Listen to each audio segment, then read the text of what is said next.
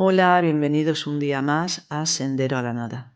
Mi nombre es Ángeles Soto y hoy vamos a hablar de un tema sobre el que nos han preguntado y es sobre la utilidad del ego, de las estructuras psicológicas en el camino espiritual.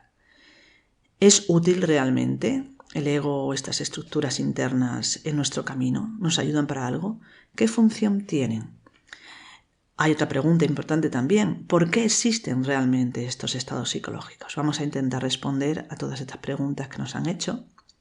Pero antes de iniciar con el podcast en sí, queríamos recordaros que en octubre vamos a realizar un evento, unas charlas presenciales en Madrid, en Espacio Ronda. Será el día 5 de octubre, por la mañana, de 10 a 2, y realizaremos dos charlas. Una titulada Cómo trascender el ego, nociones fundamentales del autoconocimiento, y la segunda, las percepciones espirituales, de la atención a la escucha y a la sabiduría. Para más información os dejamos el enlace en la caja de comentarios. Eso sí, deciros que el aforo es limitado, así que si estáis interesados realmente en asistir, pues debéis de suscribiros o apuntaros lo antes posible. Y luego queríamos comentaros también, anunciaros que vamos a realizar una nueva convocatoria del curso que realizamos habitualmente, el curso de autoconocimiento, espiritualidad y metafísica, que iniciará el día 9 de octubre, miércoles, a las 9 de la noche hora española. Así que si estáis interesados, lo mismo, dejamos también el enlace abajo en comentarios. Y ahora sí, ya nos dejamos de anuncios y vamos a empezar con el podcast en sí. Bien, este podcast surge porque recibimos un comentario de una persona que nos preguntaba a raíz de escuchar el podcast número 256 titulado El error de intentar comprender cuando no es posible.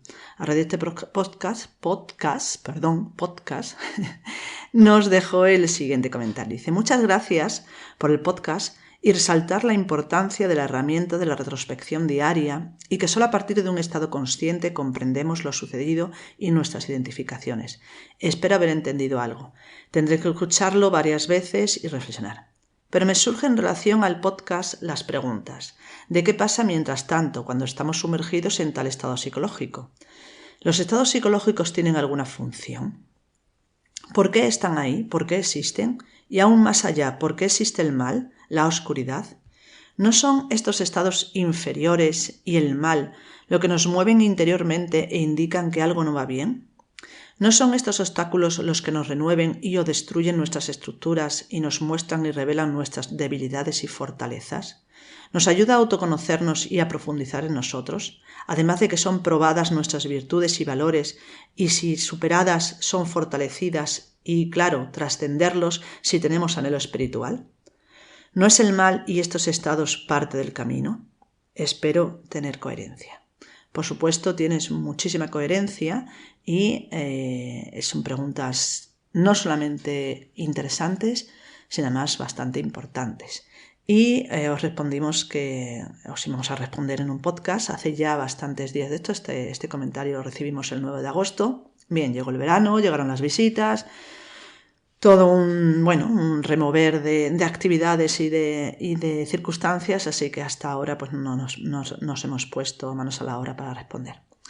Así que espero que no sea muy tarde la respuesta y que igualmente te sirva y sirva a todos los demás. Bien, he ido desgranando todas estas preguntas que hiciste y las he ido separando pues para poder responderlas una a una, porque son bastantes y además son importantes. Bien, la primera: ¿los estados psicológicos o egos tienen alguna función? Esa sería la primera pregunta que tenemos que responder.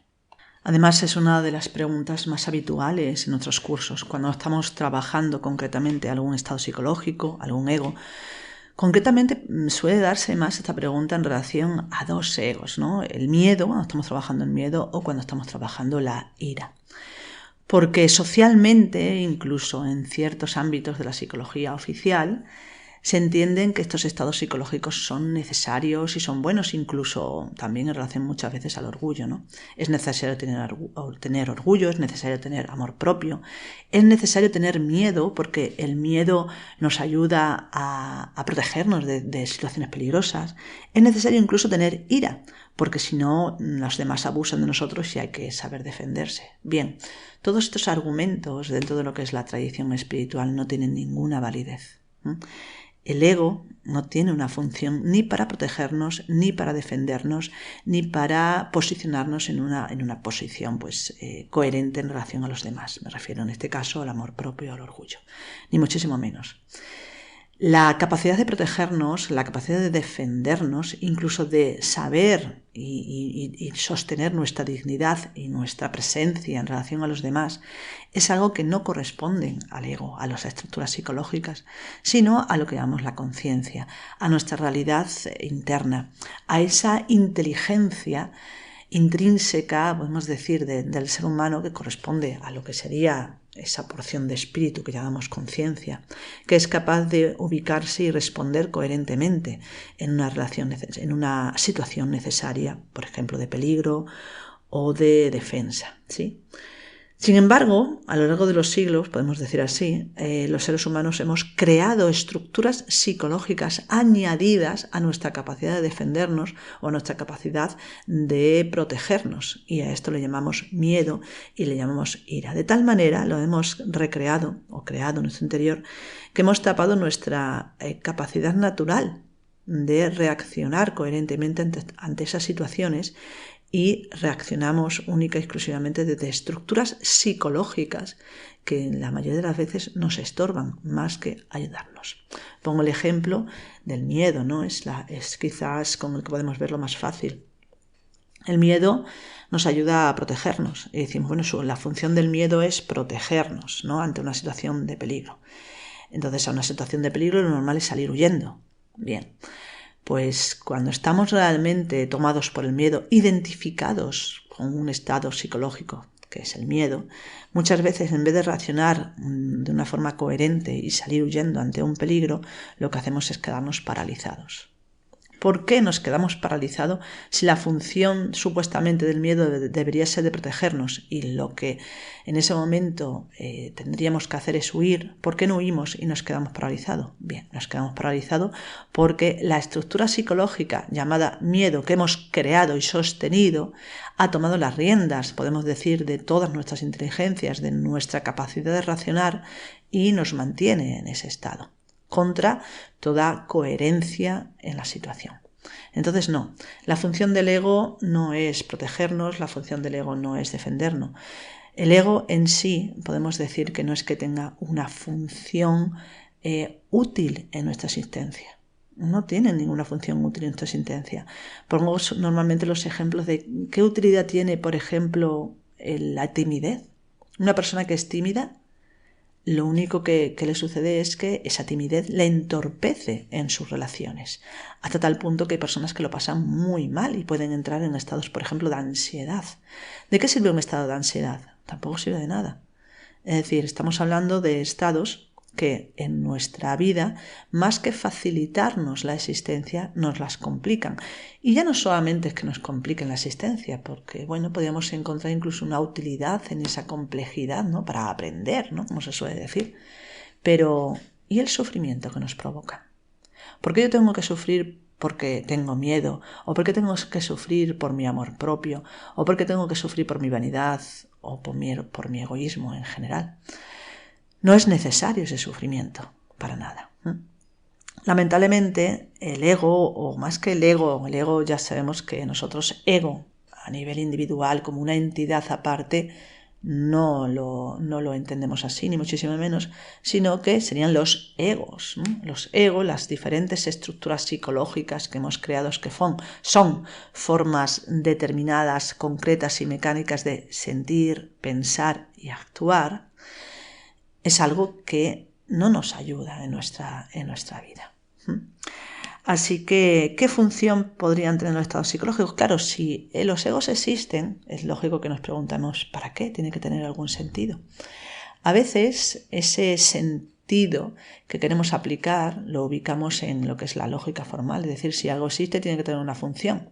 Y sí, podemos ir por ahí, pero debemos de entender que cuando estamos hablando de realidades a nivel interno, a nivel psicológico, incluso a nivel espiritual u ontológico, tenemos muchas veces que trascender la lógica formal e ir a lo que se llama la lógica trascendente, o dicho de otra manera, a situaciones que en principio son paradójicas y que se dan a la par, aunque sean contrarias. Entonces, podemos decir que con el ego pasa lo siguiente.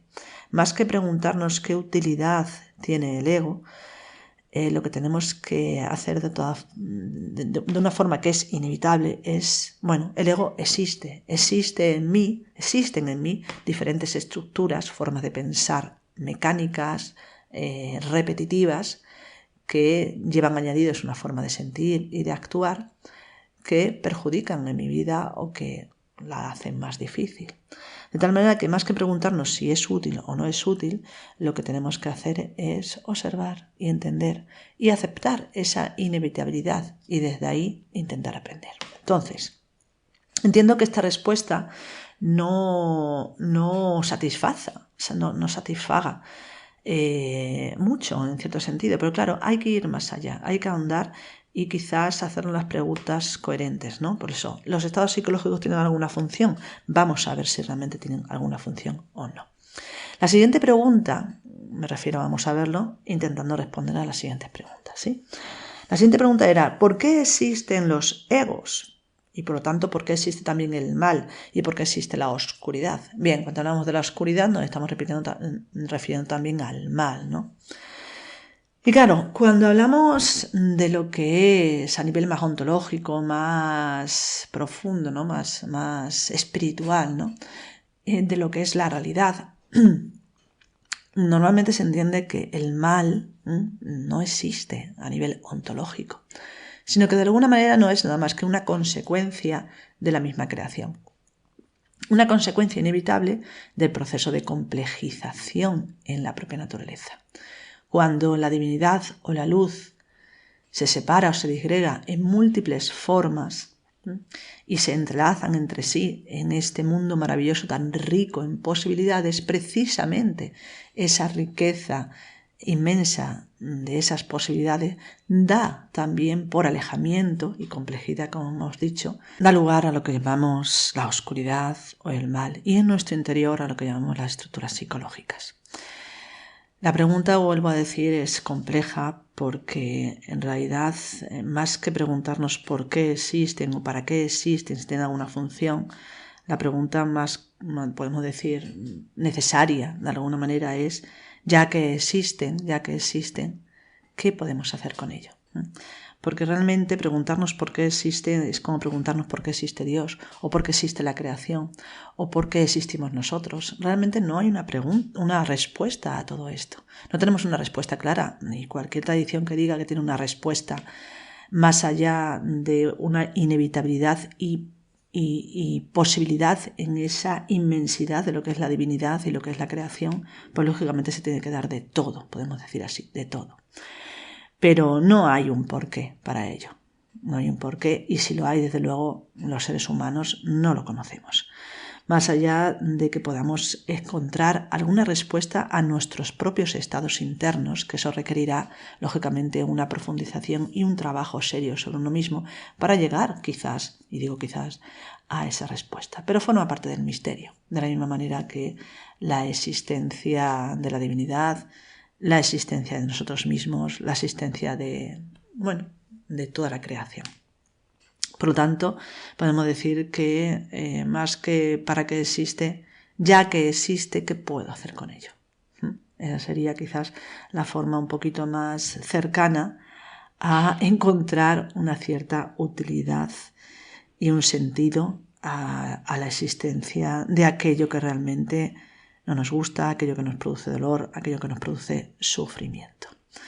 En este sentido, el shivaísmo, por ejemplo, pues responde muy claramente, aunque tampoco da una respuesta al porqué, sino que se entiende desde lo que es una línea filosófica o de tradición espiritual en el hinduismo, ¿no? Una línea advaita, es decir, de no dualismo, en el que se entiende que todo es Shiva, absolutamente todo. hasta lo más negativo que podamos entender. ¿Por qué? Porque todo es divinidad. Y esto lo vemos en todas las tradiciones. Cuando se dice que Dios es omnisciente, omnipotente y está en todos lados, pensamos que no está también el mal. No, el mal forma parte de la divinidad. No podemos apartarlo. No podemos entenderlo como un fenómeno aparte. Es un fenómeno necesario e intrínseco a la propia creación.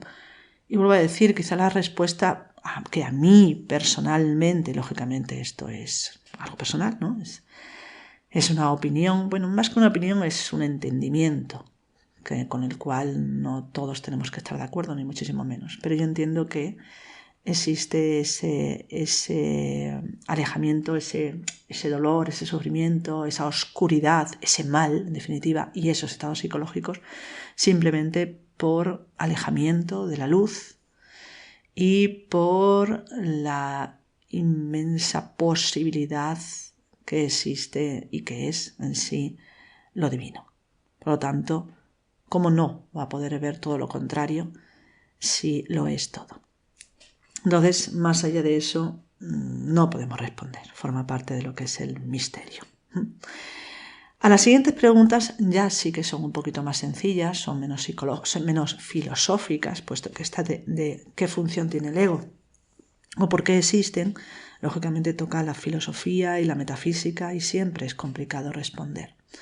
Pero cuando ya respondemos a las siguientes, que serían los egos nos indican que algo no va bien, renueven y destruyen nuestras estructuras, nos muestran y revelan debilidades y fortalezas, nos ayudan a autoconocernos, prueban nuestras virtudes y valores, son parte del camino espiritual. Bueno, todo esto son respuestas ya un poquito más concretas y podemos responder más fácilmente. La primera, los egos nos indican que algo no va bien, nos ayudan a indicarnos que algo no va bien. Bien, esta pregunta está mal enfocada porque es imposible que un ego nos indique que algo no va bien. ¿Por qué?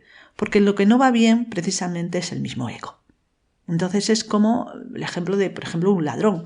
Es como pensar que un ladrón nos va a avisar antes de robarnos. Y entonces, como nos avisa antes de robarnos, pues nos sirve para darnos cuenta. No, un ladrón no te va a avisar de que te va a robar. Bueno, pues es más o menos lo mismo. El ego es una estructura psicológica que precisamente constituye en sí lo que no va bien. Por lo tanto, no nos pueden indicar. Al contrario, es cuando nosotros nos ubicamos en el estado autoconsciente, es cuando nos damos cuenta de que esas estructuras psicológicas nos están perjudicando, de que eso es lo que no va bien. Decimos, bueno, pero ubicarse en el estado autoconsciente, para eso hay que trabajar. No, ubicarse en el estado autoconsciente lo hace todo el mundo, de vez en cuando, en sus vidas, independientemente de que no tengan búsqueda espiritual. ¿Por qué? Porque es nuestra naturaleza real, la atención, la conciencia. Pertenecemos al cielo, podemos decir así, pertenecemos a lo real, a lo trascendente, a la capacidad de observar, de observarnos y de comprender. Y eso pertenece única y exclusivamente a la parte consciente, a la conciencia, a la chispa del espíritu en nosotros, como queramos llamarlo, al alma en todo caso, aunque habría que hacer matices, ¿sí? Por lo tanto, el ego es todo lo contrario, el ego es la oscuridad. La oscuridad no puede verse a sí misma. De la única forma que se puede ver la oscuridad es con luz. De hecho, no es que la oscuridad se vea con luz, sino que la oscuridad desaparece con la luz.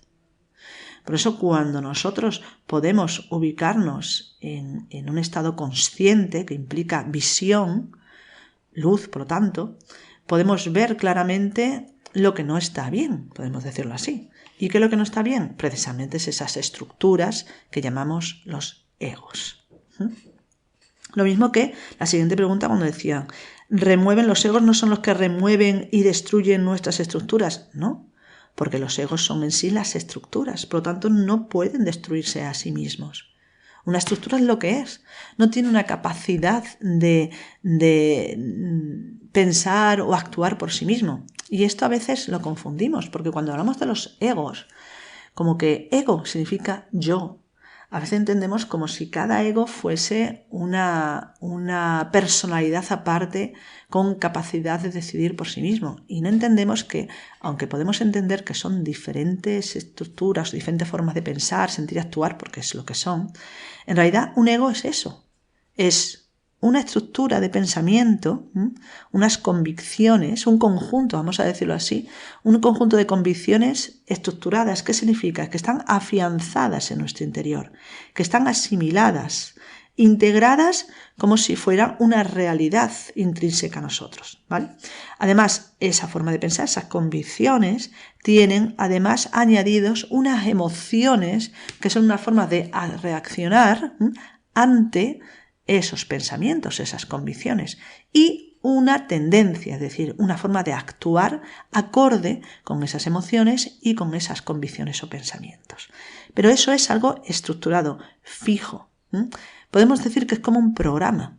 Es como pensar como si el ego fuese algo aparte, es como pensar como si el ego fuera un ordenador diferente. No, el ego es un programa dentro del ordenador. Entonces, un programa no tiene, podemos decir, no tiene decisión propia. Bueno, a lo mejor a nivel informático sí, no lo sé. Pero a nivel psicológico en nuestro interior, el ego tiene su forma de pensar, sentir y actuar. Y es una forma no es que tenga su forma de pensar, aquí me he expresado mal. El ego no tiene su forma de pensar. El ego es en sí una forma de pensar determinada, una forma de sentir determinada y una forma de actuar determinada. Lamentablemente no solamente tenemos un ego, tenemos muchos egos en este sentido. Por eso es coherente decirles los egos, no el ego. Cuando hablamos del ego muchas veces, y precisamente de este tema ese es el que voy a intentar profundizar en este evento que tenemos en Madrid, cuando hablemos de trascender el ego, del tema de la confusión existente entre lo que es el yo y el ego, porque llamamos ego al yo. Dicho de otra manera, como ego se traduce originalmente, significa yo, hay una confusión terrible entre lo que nosotros somos y lo que es el ego.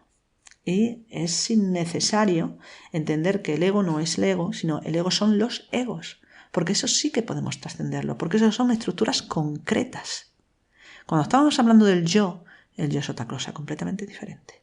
Y no tiene por qué ser negativo, ni muchísimo menos. De hecho, gracias al yo, que sería de alguna manera la capacidad de apercibirnos a nosotros mismos, podemos desarrollar nuestra propia individualidad para acercarnos a lo que es un camino espiritual y recuperar nuestra naturaleza ontológica o trascendente. Pero bueno, todo esto lo vamos a explicar más profundamente ahí en Madrid. Repito, el día 5 de octubre de 10 a 2 de la mañana. Bien, decíamos entonces, el ego es una estructura fija, por lo tanto no renueva ni destruye estructuras. De hecho, desde el estado consciente es de la forma que podemos no destruir en sí, sino desmontar. Aunque, bueno, la palabra es lo de menos porque también se puede decir destruir. De alguna manera lo que hacemos es que desde el estado consciente, que es lo real en nosotros, lo fijo en nosotros, vamos a poder ver todas esas estructuras que están sostenidas por muchas veces las circunstancias que vivimos. Por eso aparece ahí lo que es la necesidad del trabajo interno, pero fijaos una cosa muy importante, no es posible hacer un trabajo interno real si realmente tenemos los conceptos equivocados. Y lamentablemente nos encontramos con muchas situaciones de este tipo, en el que todo nuestro trabajo interior se ve ralentizado o incluso imposibilitado debido a que tenemos ideas equivocadas de lo que es el ego, de lo que es la conciencia, de lo que es la personalidad, de lo que somos nosotros en definitiva. Y no hay mejor manera de poder comprender nuestro interior que ponerle el nombre correcto o adecuado para desmontar esas estructuras equivocadas. Bien, otra de las preguntas era el siguiente. Los egos no son los que nos muestran y revelan nuestras debilidades y fortalezas. Estamos hablando de lo mismo. El ego en sí igualmente son nuestras debilidades Incluso el ego también suele ser muchas veces nuestras fortalezas. Claro, entendiendo fortalezas no como valores o virtudes, sino con el nombre que se le da ahora dentro de lo que es, no sé, ciertas psicologías o ciertas terapias que existen donde se utiliza el término de empoderarse o de potenciar las fortalezas y todo esto. Claro, ¿a qué le llamamos fortalezas? Esto es lo importante. ¿A qué le estamos llamando fortalezas? Porque a veces podemos llamar fortaleza al amor propio o fortaleza a nuestra soberbia, no sé, habría que averiguar realmente. Pero sí, si estamos hablando de virtudes, lógicamente el ego no es una virtud, pero sí es cierto que de la misma manera que el ego no muestra ni revela la debilidad, porque el ego es en sí la debilidad, cuando uno profundiza en el conocimiento de esa debilidad, dicho de otra manera, de ese ego concreto, sí que vamos descubriendo esa fortaleza o virtud o valor, ¿vale? Porque el trabajo, una cosa no está apartada de la otra. Fijaos que para poder entender el mal es el mismo sistema que para poder entender el ego, es exactamente igual. Cuando uno se da cuenta de que la forma en que cada uno de nosotros tenemos de manifestar un ego, cuando vamos profundizando cada vez más, vamos descubriendo y haciendo aflorar en nuestro interior la virtud, nos damos cuenta que es lo mismo, pero en extremos opuestos. Es como si la divinidad, imaginaos el ejemplo, ¿no? Como la divinidad fuese un sol y el sol emite sus rayos y cada uno de sus rayos llega pues a la tierra, ¿no? Pues cuando ese rayo está más cerca del sol, lógicamente la luz y el calor es inmenso, pero cuando ya le llega a la tierra, pues lógicamente la luz y el calor es menor. Bien. De hecho, se puede alejar tanto que ya ni alumbre ni caliente. Entonces no llegaría la luz del sol prácticamente. Bueno, pues eso sería de alguna manera lo que sucede en nuestro interior. Cuando nosotros verificamos una estructura, verificamos o trabajamos, ¿no? Una estructura psicológica, un ego en nuestro interior, lo que estamos trabajando de alguna manera es como una especie de rayo del sol, vamos a decirlo así, un rayo, una forma en cómo la divinidad tiene de expresarse en la manifestación y por lo tanto también dentro de nosotros.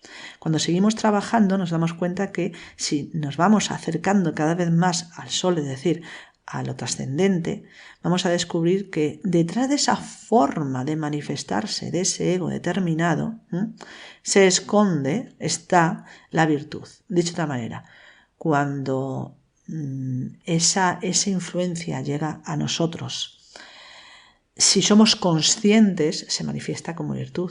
Si somos inconscientes, se va a manifestar en un estado más alejado, más oscuro, y se va a manifestar como ego. Entonces podemos decir que sí, que el trabajo con los opuestos es necesario, podemos decir que sí, que cuando nosotros trabajamos un estado psicológico, un ego, estamos haciendo aflorar lo que es una virtud. Entonces, ¿nos ayuda para el autoconocimiento? Por supuesto, sí. Nos ayuda en el autoconocimiento. De hecho, es inevitable. Más que ayudarnos, el ego no es que ayude, sino que el proceso o el camino del autoconocimiento es un ir develando nuestro interior, un ir aflorando esas posibilidades adormecidas y a la vez que hacemos eso, ir de alguna manera desmontando esas estructuras que impedían ver la luz. Por lo tanto, ¿podemos decir que el ego nos ayuda? En parte sí. Por otro lado, no. Por otro lado, tenemos que decir que no es que nos ayude, sino que está ahí. Si no existiese el ego, ¿podríamos conocernos? Por supuesto, solo que el camino será algo diferente, algo que ni siquiera nos podemos imaginar. ¿Por qué? Porque somos lo que somos. Entonces, imaginarnos de otra manera, imaginar un mundo sin la existencia del mal o sin la existencia del ego, pues lógicamente, seguramente existiría otra cosa, que lo llamaríamos de otra manera, y nos serviría para el autoconocimiento, porque la realidad es que cualquier cosa nos sirve para el autoconocimiento, pero solamente necesitamos un requisito sin el cual nada nos sirve, que es la necesidad de querer conocerse. Cuando uno quiere conocerse y quiere aprender, todo le vale, absolutamente todo. Y cuando uno no quiere aprender, da igual lo que hagamos, porque no nos va a servir absolutamente nada. Entonces, en ese sentido, sí nos ayuda. Pero no nos muestran y revelan las debilidades, sino que ellos son en sí las debilidades. Lo que nos muestran y revelan las debilidades es la conciencia. Nuestra capacidad de ver es desde la conciencia, no desde el ego. Y luego está la siguiente pregunta, que dice, ¿los egos no son los que prueban nuestras virtudes y valores? No existe tal cosa en el camino, la prueba. Es como si tuviésemos que probar, pues eso, nuestra valía, ¿no? Y medirnos constantemente. No existe tal cosa en el camino. No existe una divinidad que esté ahí para juzgarnos y para medir si realmente esto es válido o, no, o somos válidos o no somos válidos. Todo esto es una mala comprensión del camino y mala explicación que se ha dado muchas veces, ¿no? Incluso en ciertos entornos, cuando se habla de las iniciaciones, de pasar pruebas y tal. Bueno, es una forma de hablar, pero en realidad el camino, más que un pasar pruebas, es un ir convirtiéndose cada vez más en visión, en capacidad de ver, en apertura. Entonces, no, la virtud en sí no es algo que de alguna manera vayamos construyendo, ni mucho menos. La virtud es una forma de ver. La virtud es una forma de entender. La virtud es una adecuación del estado ser, del estado consciente, autoconsciente, de lo que somos realmente, a las circunstancias que estamos viviendo en ese instante. Y, de hecho, cuando nosotros hablamos de virtud como algo fijo, la virtud podemos decir de la humildad, de la tolerancia, ahora mismo de la diligencia, de la serenidad. Todo esto son palabras que utilizamos para entendernos. Pero cuando estamos hablando realmente de virtud, estamos hablando del estado consciente, del estado, podemos decir, iluminado, o del estado que ve, del estado que es capaz de hacer aflorar su realidad interna porque es visión, es apertura. Por lo tanto, no es algo fijo. Tenemos que hablar de esta manera para poder entendernos, utilizar los conceptos para entender de qué estamos hablando. Pero la realidad del espíritu, la realidad del estado consciente, es que es algo que está sumergido en ese constante cambio de la manifestación, ¿no? Aún así conservando el centro de lo que es, pero ese centro en sí es nada. Es el espíritu, podemos decir, que es a la vez todo y a la vez nada. Y por eso volvemos otra vez a ubicarnos en ese misterio. Y por eso será siempre complejo el trabajo con el ego y el trabajo con nuestra interioridad. Un camino de autoconocimiento es un camino, paradójicamente, no de conocerse más, sino de conocerse cada vez menos. Y esto es muy paradójico porque es verdad, tenemos que hacer todo un trabajo, un estudio sobre nosotros mismos, una observación de nuestros estados para luego abandonarlos, es decir, bueno, todo eso está muy bien, pero no soy yo. Ni lo bueno ni lo malo, entre comillas, esto. Más allá de todo eso, yo en ese sentido es algo que trasciende incluso lo individual, ¿no? Por eso es necesario en todo camino espiritual y en todo camino de autoconocimiento el ahondar necesariamente también en la metafísica, porque todo trabajo interno, cada vez que nos observamos y vamos viendo, ¿no? Vamos entendiendo esa realidad del ego en nuestro interior, de esas estructuras tan concretas, esa forma de pensar, sentir concretas, ¿no? Al final se resuelven en la trascendencia, se resuelven en lo espiritual, en la no forma, ¿no? Entonces, realmente estamos trabajando con el misterio y la verdad es que es un camino muy bonito el darse cuenta de eso. Bueno, y por último queda la última pregunta, que sería, ¿los egos y el mal son parte del camino? Bueno, pues claro que sí son parte del camino, pero no porque los necesitemos para hacer el camino, sino que realmente forman parte de nuestra realidad. El ego forma parte de nosotros. Por lo tanto, un camino espiritual es, podemos decir, el desarrollo, la integración o el afloramiento de todo lo que somos, de todo lo que podemos llegar a ser. en esa unión con lo real, con lo trascendente. Por lo tanto, si el ego existe, pues claro que forma parte del camino. Si no existiese, pues existiría otra cosa. Si existiese algo más que no es el ego, pues también formaría parte del camino. Porque más que tener una función determinada, el ego es una inevitabilidad. Los egos son una inevitabilidad igual que la conciencia, igual que la vida orgánica, igual que la necesidad de tener que comer, que tener que dormir, tener un cuerpo físico, orgánico, que está vivo pero que puede morir en cualquier momento, que se enferma, que envejece. Todo eso es una inevitabilidad. La ley que se llama Eimarmene. Algo que es, independientemente de que a nosotros nos parezca que es útil o no. La cuestión es que no nos queda más remedio. Entonces, como decían, ¿no? La ley ayuda o empuja, de alguna manera ayuda a los que quieren y arrastran a los que no quieren. Esto es como se define de alguna manera esa ley. Por lo tanto, más que preguntarnos o más que a veces lamentarnos, y no lo digo por la pregunta que nos han hecho en el comentario, sino porque nos lo podemos plantear cada uno de nosotros, ¿no? Más que lamentarnos de decir qué mal que tenemos ego, qué mal que existe el mal, que sí que está mal, ¿no? Es lamentable, ¿no? Pero más que eso, es decir, bueno, ya que esto existe y es inevitable, vamos a intentar comprender para poder volver toda esa inevitabilidad a nuestro favor. Como dice la axioma esta que muchas veces decimos, ¿no? El viento y las olas van a favor de aquel que sabe navegar. Por muy fuerte que sea el viento, por muy altas que sean las olas, si tú sabes cómo manejar el barco, si sabes cómo funciona tu mundo interior, si sabes lo que es el espíritu, sabes lo que es la trascendencia, porque la has experimentado, porque todos los que estamos aquí, todos los que escuchamos, la experimentamos más de una vez, entonces hay que ubicarse ahí. Hay que ubicarse ahí porque eso es saber navegar. Y todo lo demás se irá resolviendo. Ahora me he acordado de esta frase también que aparece en la Biblia, ¿no? La de busca primero el reino de Dios, porque todo lo demás se os dará por añadidura. Y así es. Ubiquémonos en el estado consciente, en el recuerdo, en la presencia, en lo que somos más allá de las circunstancias y de las contingencias exteriores e interiores también. Y todo lo demás, lo que tengamos que ver, lo que tengamos que comprender, ahí ya se verá.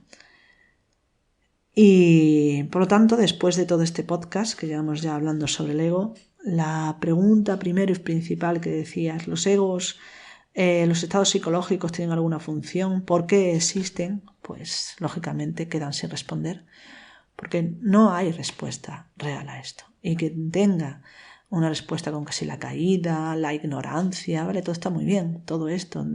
Tenemos ignorancia y debido a la ignorancia pues caemos en el error. Hemos cometido un pecado según ciertas tradiciones y nos hemos caído, hemos perdido el recuerdo. Todo esto puede entenderse como respuestas, pero no son reales. Son formas de intentar entender. Pero hay formas que son más, podemos decir, más sencillitas o más primarias y formas que de alguna manera a mí, por lo menos, a nivel personal, me ayudan a estar más tranquila y no centrar mi visión en eso, que es decir, bueno, es lo que es lo que hay, y si es así, ¿quién soy yo para decir que eso está mal? Si es la propia divinidad quien ha dado lugar a esa realidad.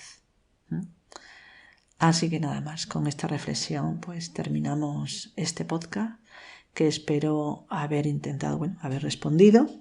Y si no, pues siempre podéis volver a preguntar. También pido disculpas por haber tardado tanto, porque es verdad que hemos tardado mucho, desde primeros de agosto, estamos ahora a mediados de septiembre, ha pasado casi un mes y medio.